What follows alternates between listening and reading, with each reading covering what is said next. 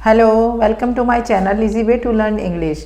Today we see एक बच्चा अपनी मम्मी से, मोस्टली बच्चा अपनी मम्मी से ही बातें करता है ज़्यादातर।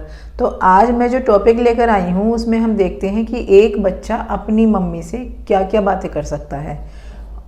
बातें तो बहुत सारी कर सकता है, I know you know very well की बातें बहुत सारी होती हैं, बट कुछ जो मेरे माइंड में सेट हुई, जो मुझे लगी कि जो मेन बातें हैं, जो इम्पोर्टेंट बातें हैं बच्चे को बोलने के लिए उनकी इंग्लिश आनी चाहिए, तो वो मैं टॉपिक लेकर आई हूँ। और सभी बच्चों से मैं कहूँगी कि इसको देखें और जब भी अपनी मम्मी से बात करें, इस जो सेंटेंस मैंने लिए हैं अगर उस सेंटेंस के बारे में कुछ बोलें तो इंग्लिश सीखकर यही बोलें। तो देखते हैं सेंटेंस। तो बच्चा कहता है अपनी मम्मी से, mummy my friend speaks English fluently. अब मैंने मोम भी लिख दिया है क्योंकि कुछ बच्चे मोम भी बोलते हैं, कुछ मम्मी बोलते हैं, तो कहीं मम्मी है कहीं मोम है, और आप समझ जाना मम्मी या मोम same similar thing. Mummy my friend speaks English fluently.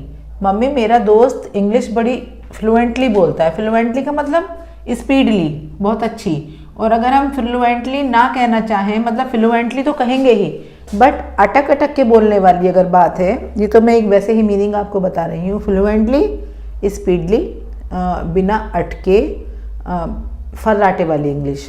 और अगर अटक अटक के बोली जाती है उसे कहते हैं होल्टिंगली। तो ही says to his mother, mummy my friend speaks English fluently.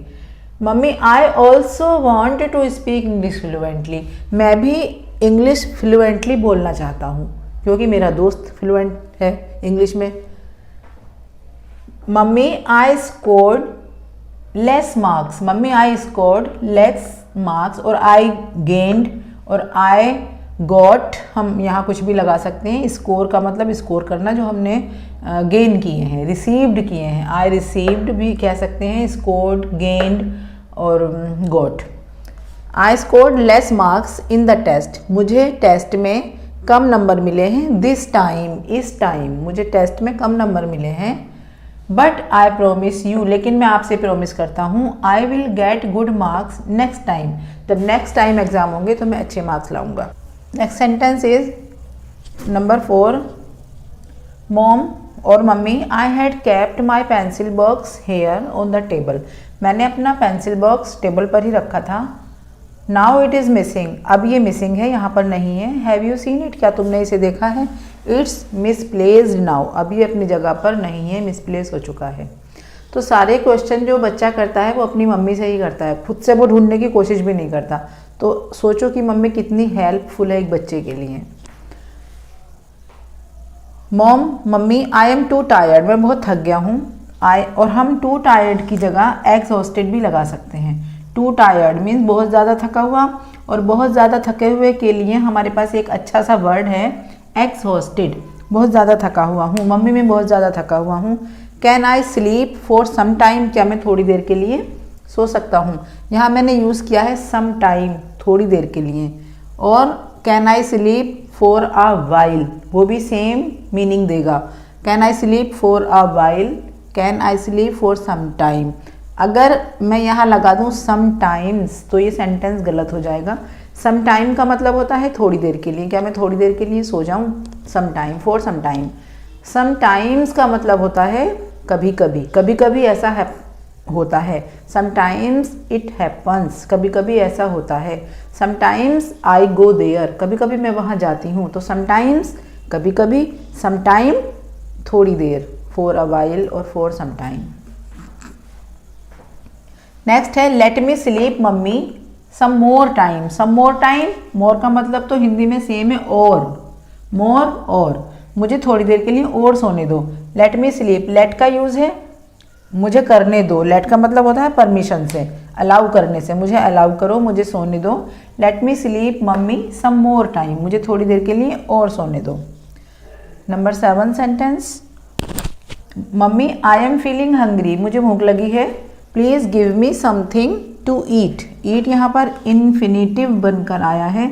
जब टू के साथ कोई वर्ब की बेस फॉर्म लगाते हैं, वर्ब की फर्स्ट फॉर्म लगाते हैं, तो वो इन्फिनिटिव बन जाता है, क्योंकि यहाँ पर ऑलरेडी गिव एक वर्ब है, तो यहाँ हमने इन्फिनेटिव बना दिया है इसको। Mummy I am feeling hungry, जब भी हम कोई अपनी वो चीज़ बताते हैं जो हमें महसूस हो रही है, जो हम फील कर रहे हैं, तो हम उसके साथ आईएनजी वाला फॉर्मेट यूज़ करते हैं। I am feeling hungry, I am feeling sleepy, in this way. तो I am feeling hungry, please give me something to eat, मुझे कुछ खाने को दे दो। अब मम्मी ने कुछ खाने को दे दिया, बट इट इज़ हॉट, गर्म है वो बहुत ज़्यादा। तो फिर से बच्चा बोलता है मम्मी इट्स टू हॉट, ये तो बहुत गर्म है, please blow on it. Blow का मतलब होता है फूंक मारना, जैसे हम कैंडल भी बुझाते हैं फूंक मार के, और फूंक मारने के लिए ब्लो का यूज़ करते हैं, लेकिन बुझाने के लिए पुट ऑफ का यूज़ भी करते हैं, बट फूंक मारने के लिए ब्लो का यूज़ करते हैं। And make it cool, make का यूज़ हुआ है, इसे ठंडा कर दो और इसे ठंडा कर दो। मैंने आपको बताया था और बता रही हूँ कि एंड यहाँ पर कंजंक्शन है। कंजंक्शन जब बीच में लगता है तो इसका मतलब सेंटेंस एक और बाद में आ गया है।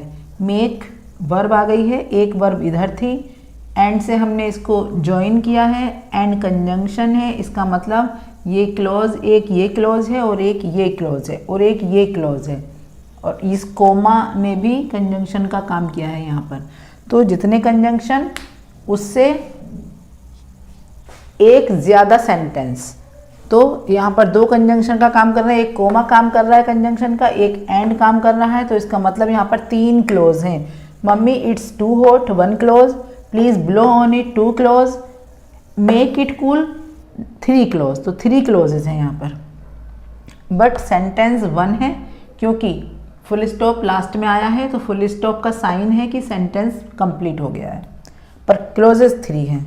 Mummy what is for breakfast, what is for breakfast, what is for lunch, what is for dinner, and what is for supper. और आप एक सपर होता है जो शाम का थोड़ा सा नाश्ता होता है लंच के बाद और डिनर से पहले, उसे सपर कहते हैं।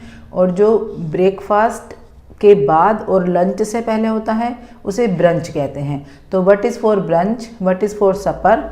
बच्चे तो सभी चीज़ की डिमांड करते हैं, उन्हें तो टाइम चाहिए। वैसे खाएंगे कुछ नहीं, रोटी बिल्कुल नहीं खाएंगे, बट ये चीज़ें खाएंगे कि क्या है। सपर और ब्रंच में तो रोटी नहीं होती ना, तो उनको वो चिप्स और पिज़्ज़ा और बर्गर ये सब चीज़ें पसंद हैं, तो इसलिए वो पूछते हैं कि क्या है लंच में और डिनर में, कहीं हमें रोटी सब्जी तो नहीं मिल रही है। The next sentence is mummy I have done my homework, मैंने अपना होमवर्क कर लिया है।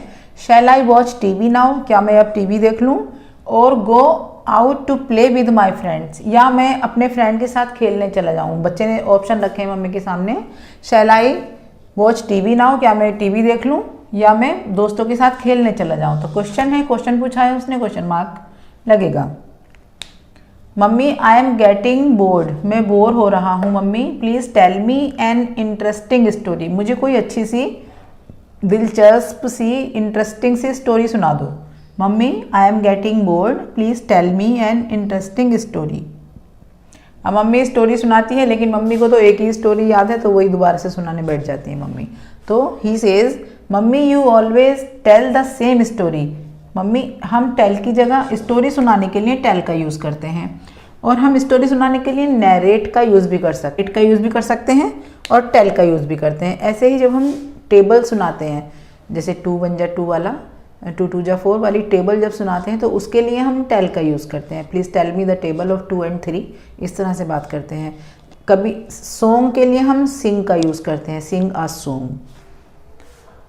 मम्मी यू ऑल, अब मम्मी ने सुनाई स्टोरी, तो he says mummy you always tell the same story, mummy आप हमेशा एक ही स्टोरी सुनाती हो।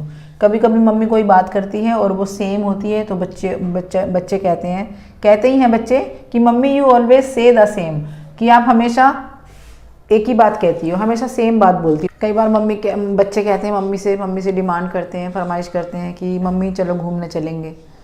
तो मम्मी कहती है कि अभी चलेंगे, थोड़े दिनों बाद चलेंगे, अभी कोई फेस्टिवल आने वाला होता है जैसे, तो मम्मी कह देती है कि चलो उसके बाद चलेंगे, दिवाली के बाद चलेंगे, होली के बाद चलेंगे, जो भी आने वाला होता है, या कोई गेस्ट घर में आने वाले होते हैं, तो मम्मी कह देती है after the guest we will go somewhere. और तुम्हें घुमाने लेके चलूँगी, गेस्ट के बाद लेके चलूँगी, या तुम्हारे एग्ज़ाम ख़त्म हो जाए उसके बाद लेके चलूँगी, या तुम्हारा कोई टेस्ट है उसके बाद लेके चलूँगी। तो मतलब लेके जाना होता नहीं, क्योंकि मम्मी का तो घर से निकलना इतना ईजी नहीं होता है, बच्चों को इस बात का नहीं पता होता। तो बच्चे कहते हैं mummy you always say the same, हाँ हमेशा एक ही बात कहती रहती हो। तो this was the class for today. Now let's see the proverb. Spare the rod spoil the child. Spare का मतलब होता है, स्पेयर का मतलब बहुत ज़्यादा होते हैं। स्पेयर के मतलब जैसे do you have a spare pen, क्या तुम्हारे पास एक फालतू पेन है, और I don't have spare time, मेरे पास टाइम नहीं है ज़्यादा। इस तरह से स्पेयर का यूज़ कर सकते हैं। तो यहाँ पर स्पेयर का मतलब है बचना, मतलब किसी चीज़ से बचना। तो स्पेयर द रोड, अगर रोड का मतलब होता है डंडी, छड़ी, मतलब डंडी से बचे। स्पॉइल द चाइल्ड, अगर वो डंडी नहीं चली तो बच्चा बिगड़ गया। स्पॉइल का मतलब बिगड़ना, और चाइल्ड तो आप जानते हैं, चाइल्ड बच्चे का बिगड़ना, जब तक कि डंडी से उसकी पिटाई ना हो। इसका मतलब तो मैं ये निकाल रही हूँ, वैसे वैसे ये है नहीं इसका मतलब, पर मैं ऐसे ही बोल रही हूँ आपको कि डंडे से बचे तो बच्चा बिगड़ा। तो इसका जो प्रोवर्ब सेज, लातों के भूत बातों से नहीं मानते। Spare the rod spoil the child, की डंडी बची और दुर्घटना घटी, लातों के भूत बातों से नहीं मानते। That's all for today. Now I request you to subscribe my channel and like the video and share the link with your friends or with others. Keep watching my videos and I will be back. Till then, bye.